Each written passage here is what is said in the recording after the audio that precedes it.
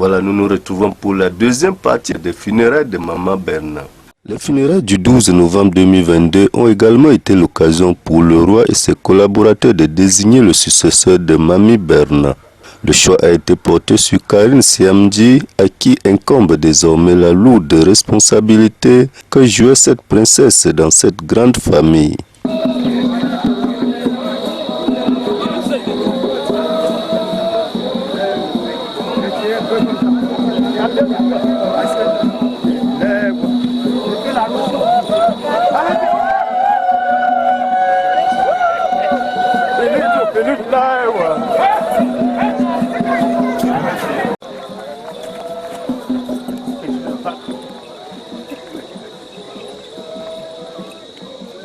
Allô? Allô? Allô?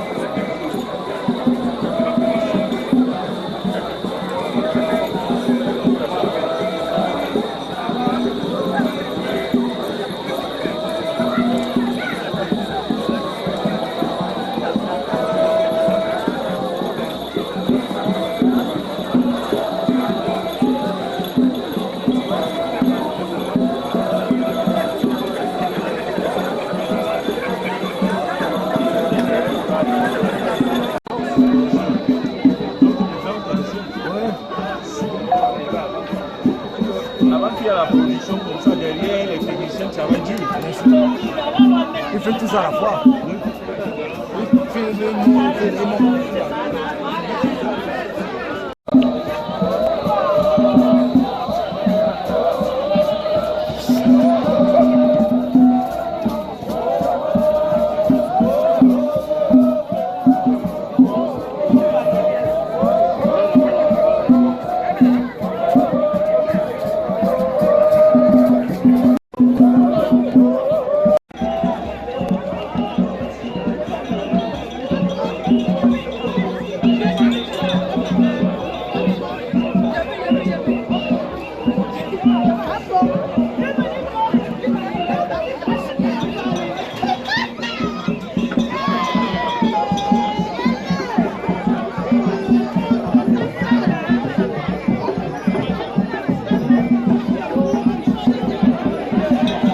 Plusieurs groupes de danse ont répondu présents.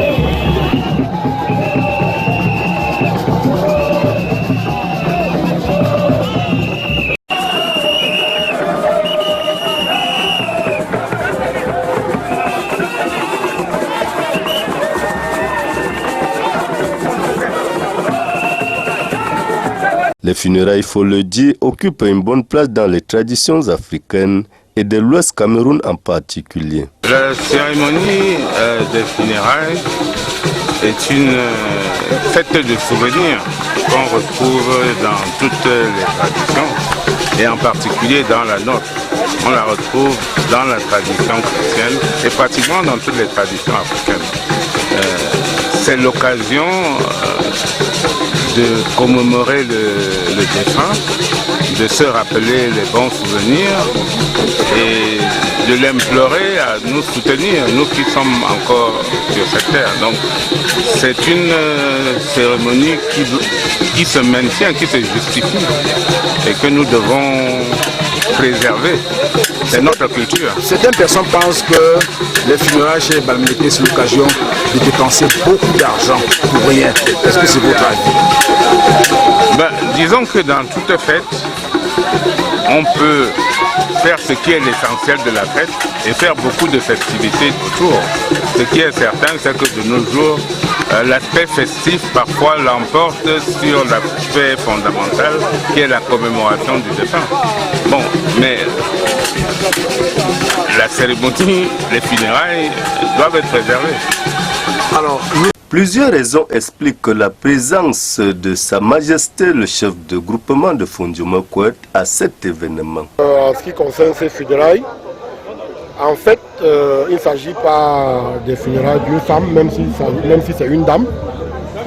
La première raison, c'est parce que c'est une dame qui a fait ses preuves et qui est membre d'une société secrète à la chefferie supérieure. Donc là, je rectifie déjà pour dire qu'il s'agit, dans la tradition, des funérailles d'un homme. Deuxièmement, il s'agit d'une princesse à la cour royale. Et pas n'importe quelle princesse, l'une des plus belles que mon grand-père, le frère chef Fonchumbu, avait donné à l'un des fidèles serviteurs, Nwinbande, où elle a fait de nombreux enfants qui contribuent énormément au développement de ce village. C'est la raison pour laquelle j'ai été personnellement dans la concession Nwinbande hier soir pour m'associer aux prières qui étaient dédiées. Parce que exactement, je savais où j'allais. Il s'agissait de la concession d'un notable, d'un serviteur notable. Et je partais pour une princesse qui est allée là-bas pour récompenser les fidèles, la fidélité et les travaux de ce serviteur. Donc vous comprenez, David, qu'il y a eu beaucoup de raisons pour que non seulement moi-même, mais aussi d'autres chefs supérieurs, qu'il s'agisse du chef supérieur Bapuantoum, du chef supérieur Fondanti, ou même du chef supérieur Fodjinjo, comme on l'appelle, dans le sud-ouest. Vous l'avez vous-même vu, c'était des moments assez spéciaux. Tous ces chefs supérieurs pour honorer une dame, mais qui en fait dans la tradition est un homme. Majesté, deuxième question. Quand vous venez à une telle cérémonie, quelle est la signification que vous donnez pour les populations fondantes? La signification c'est quoi? Très bien. Écoutez, effectivement, il y a une signification parce que je ne vais pas à n'importe quel funérail. Déjà, commençant par la famille royale, c'est pour faire comprendre à certaines dignes filles et fils de la chefferie que le chef récompense le mérite. Et il faut donner pour recevoir. Cette dame a donné, comme je venais d'expliquer dans les premières questions, je n'y reviens plus, mais il faut retenir qu'une femme, sur la tradition, peut être traitée comme un homme à partir du moment où elle fait ses preuves, elle intègre une confrérie qui est en fait l'un des piliers de la tradition parce que les composants de la chefferie, comme on le sait, ce n'est pas seulement le chef et les notables et les épouses, mais c'est aussi ces confréries-là. Donc je suis membre d'une confrérie. Nous voulons par là que les gens sachent que nos confréries qui détiennent notre tradition valent et que si vous y adhérez, vous aurez le privilège de voir éventuellement le chef descendre à vos funérailles. Plusieurs chefs venus d'ailleurs ont salué l'initiative prise par les enfants de la défunte. C'est le cas de Sa Majesté Tatabon Alexander, chef de la communauté Lena Lindem venu de Melon. Juste pour vous dire que le plus grand cadeau que Dieu peut faire à un être humain, c'est un enfant. Nous sommes venus aujourd'hui pleurer une maman qui a accouché les enfants. Ça fait honneur. Vous avez vu les partis de chefs qui étaient ici, les personnalités qui sont venues ici, parce que cette maman a fait une grande famille. Et nous disons merci au Seigneur. Aujourd'hui, le rôle que jouait Maman Bernard dans le fonctionnement des institutions traditionnelles a été confié à sa fille, Madame Boundja. Elle a été élevée au rang de la reine Mefou. Je suis la deuxième reine du règne du chef du Missil Kamra Yves. Donc j'ai été érigée au rang de reine en 2010. Voilà. Quelques années seulement après sa sortie de la campagne. Alors, en tant que reine, est-ce que vous pouvez nous dire ce que vous avez comme tâche et si c'est facile? Ce n'est pas du tout facile. Mon titre de reine, c'est Mafou Nengmamdjouk, c'est-à-dire une personne qui est avertie. Donc je fais très attention à ce que je fais, à ce que je dis. Et parce que je n'ai plus le droit à commettre certaines erreurs. C'est une lourde responsabilité, une très lourde responsabilité parce que la vie aujourd'hui est très compliquée. Peut-être qu'elle a toujours été aussi compliquée, mais aujourd'hui, la reine n'est plus celle-là qui a seulement les honneurs.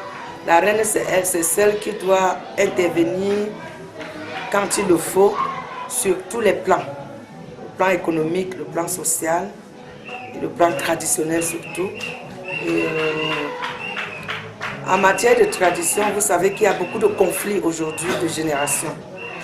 Il y a beaucoup de perturbations avec les réseaux sociaux. On pense que c'est ce qui vient de l'extérieur qui est bien. Beaucoup pensent que c'est ce qui vient de l'Occident qui est bien, alors que non. Alors nous devons veiller à tout ça. Nous devons veiller à l'épanouissement de la femme, parce que la reine aussi a le droit de s'épanouir sur le plan économique, sur tous les plans. Et vous savez qu'être femme, ce n'est pas facile. Être reine, c'est encore plus difficile. Voilà. Et avec toute cette responsabilité que le roi nous donne, d'ailleurs, il a augmenté mon grade en reine il y a environ 1 an. Donc en ce moment, je suis du Kampengo. Vous voyez que ce n'est pas facile. Ce n'est pas facile, mais c'est possible. Être reine étant l'épouse de quelqu'un, et ça ne joue pas dans le foyer. Mais attends, la première personne qui accompagne une femme mariée, c'est d'abord son époux. Pour tout. Vous avez vu, il est là. Il y a 2 jours, il n'était pas au Cameroun. Mais il a tout fait pour être là parce que chacun joue son rôle, chacun a ses responsabilités. Alors j'ai besoin de lui. Toutes les femmes mariées ont besoin de leur compagnon, de leur époux pour s'épanouir. Donc j'ai eu la chance d'épouser quelqu'un qui est mon ami. Nous avons grandi ensemble à Konsamba. Nous nous sommes mariés, donc d'abord, en toute chose, nous agissons comme des amis. Il est de ce village, donc nous, c'est des avantages dont on profite. Il me laisse faire ce que j'ai envie de faire, mais dans le respect. Tout s'est bien passé, c'est la satisfaction totale au sein de la famille. Je suis très satisfait déjà du climat et des amis. Et tout était bien coordonné et tout commence bien, finit bien. Je suis très content.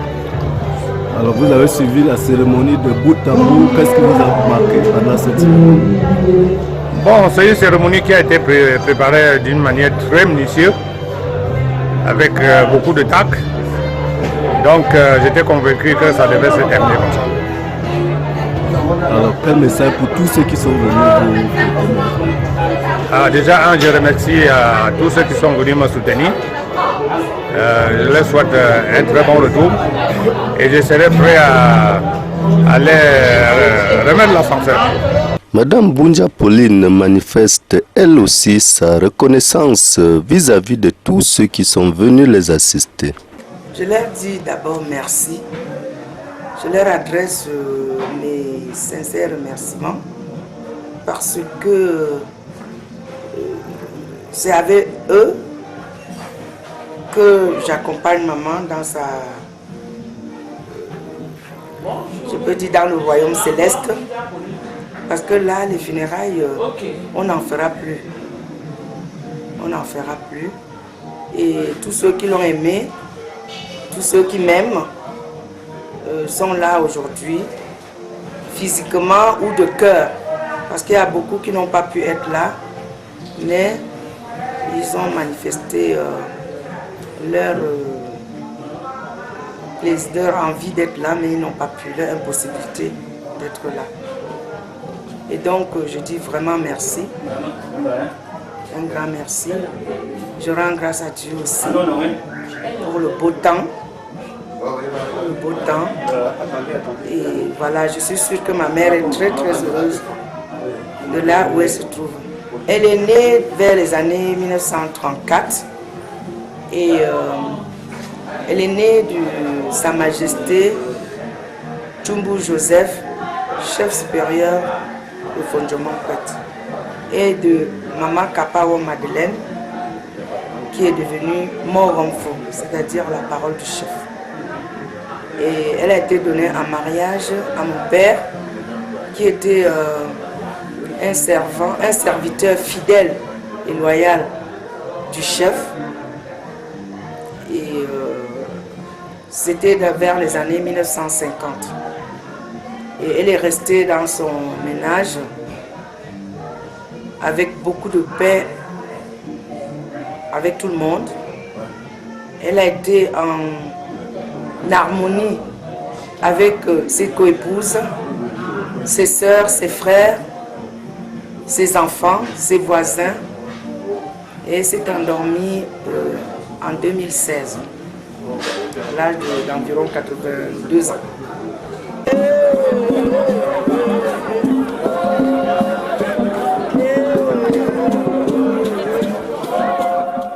Quelle est l'expérience que vous pouvez donner à vos enfants, à d'autres jeunes fonctionnaires dans l'organisation d'une cérémonie comme celle-ci? Bien, permettez que je puisse éclairer la pensée du Père. Répondant à votre question de savoir comment est-ce qu'on procède dans une concession aussi grande avec de nombreuses femmes, de nombreux enfants pour organiser les funérailles d'une épouse. Pour le cas de la famille Wimbandé, dans un premier temps, le père a invité d'abord la famille, c'est-à-dire ses enfants issus de sa différente femme. Et à partir de là, il a associé tous les autres enfants, tous ces autres enfants, pour que les funérailles se déroulent dans l'harmonie. Et l'expérience qu'il en tire,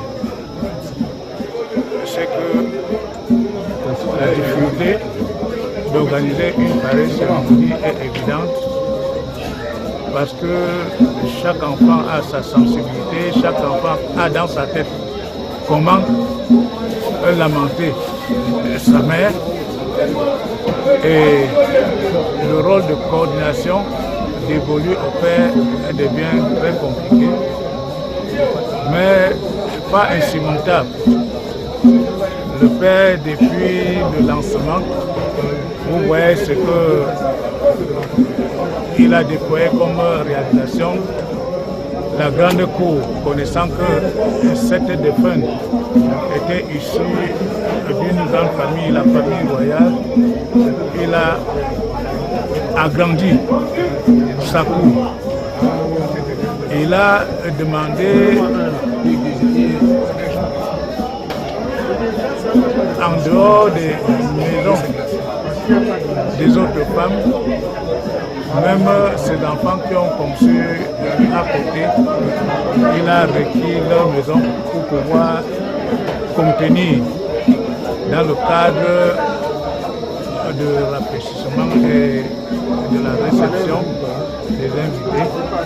Il a donc considéré ces différentes maisons où actuellement les invités de chaque enfant de la défunte se retrouvent. Voilà comment dans cette concession il a essayé d'organiser le déroulement de ces opérations. Mais le problème actuel, c'est que s'agissant d'une princesse qui, de surcroît, a reçu un titre de notabilité à la chefferie, l'organisation cérémoniale de ces funérailles est beaucoup plus dictée à partir de la chefferie parce que le chef vient lamenter sa reine. Ce qui fait que, quelle que soit l'organisation mise en place par le père, cette organisation est sujette à certaines contraintes qui viennent de la famille royale et principalement du chef. L'événement s'est achevé par une réception au foyer. Nous voulons simplement vous dire combien nous sommes heureux que vous vous joigniez à nous pour dire au revoir ou adieu à notre maman. Je crois qu'elle est très heureuse. Nous allons permettre, je sais qu'il n'y a pas de prêtre. De toute façon, nous allons dire merci au Seigneur pour le beau temps qu'il nous a donné, pour l'amour et l'amitié qui nous lie. Et nous allons lui dire merci pour le pain amical qui nous permet de partager en guise de notre communion. Que le nom du Seigneur soit à jamais glorifié.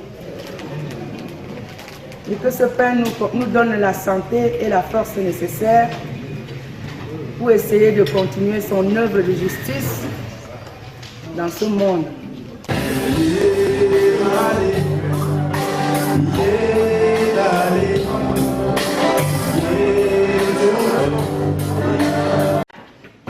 Et nous souhaitons un très bon appétit à tout le monde.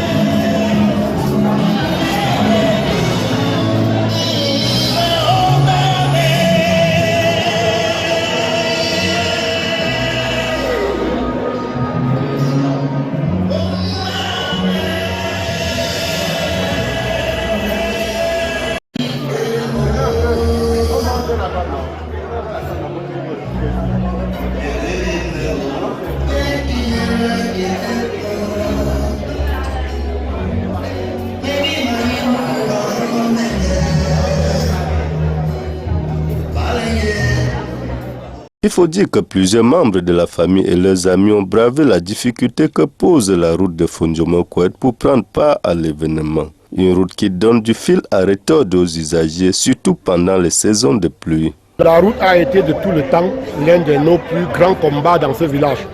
Ça ne date pas de moi, depuis 13 ans.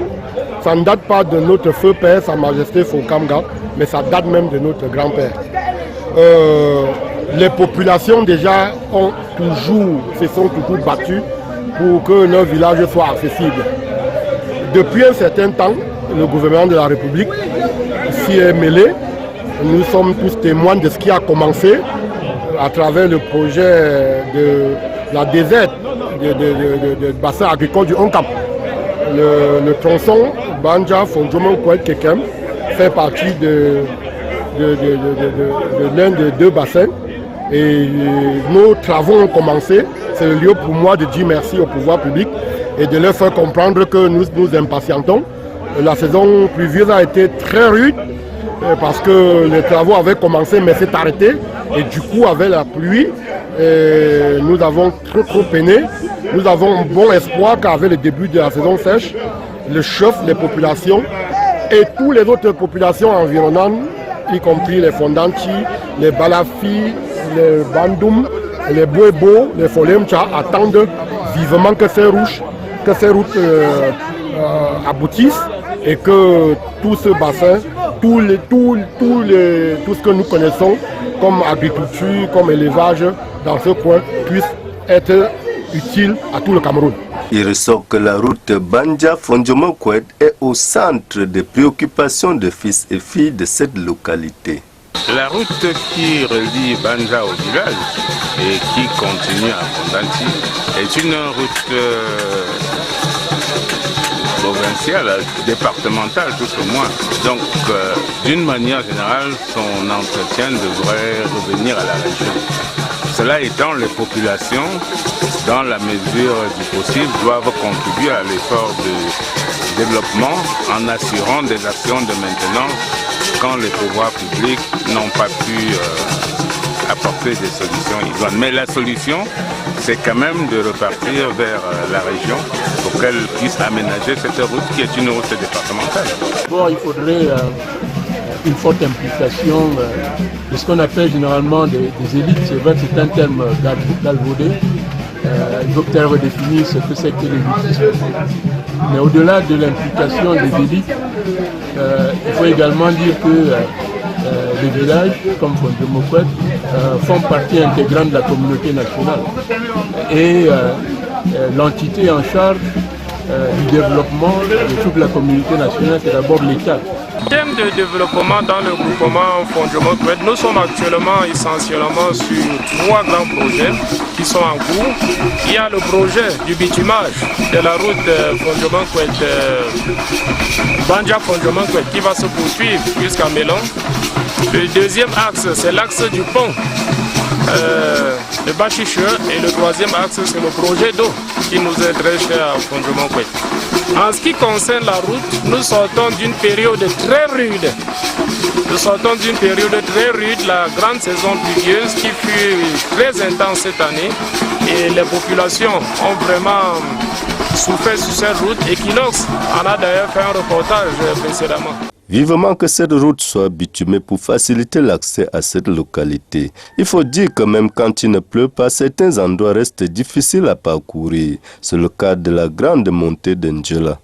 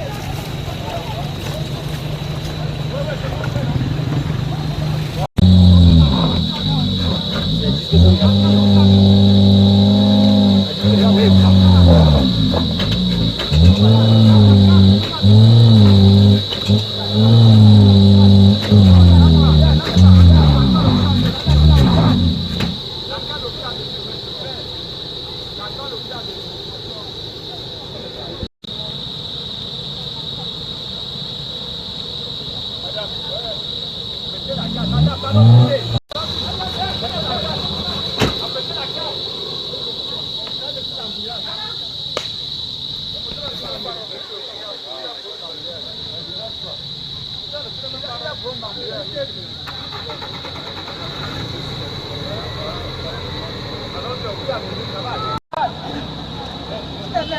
c'était qu'à la saison de pluie, c'est que vous faites comment?